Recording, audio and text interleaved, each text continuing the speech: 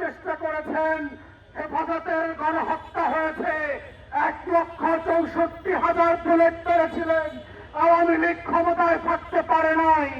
বিরোধী দলের 15,000 নেতা কর্মীকে খুন করেছেন। আওয়ামী লীগ ক্ষমতায় থাকতে পারে নাই। পিলখানায় গণহত্যা করেছেন।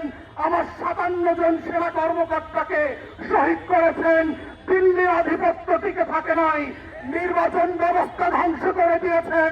16 বছর ধরে কোরআন গণমাধ্যম দিয়ে বাংলাদেশের আজাদির বিপক্ষে প্রত্যেক দিন তথ্য সন্ত্রাস করেছেন। আওয়ামী লীগ ক্ষমতায় থাকতে পারে নাই।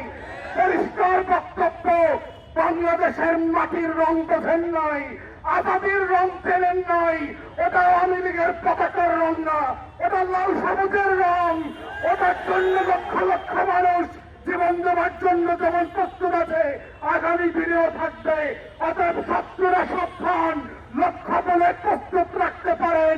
আমরাও লাল সবুজের পতাকা বুকে পেঁচিয়ে দিয়ে বাংলার আনাচে কানাচে আমার স্বাধীনতা আজাদির লড়াই চালিয়ে যাব।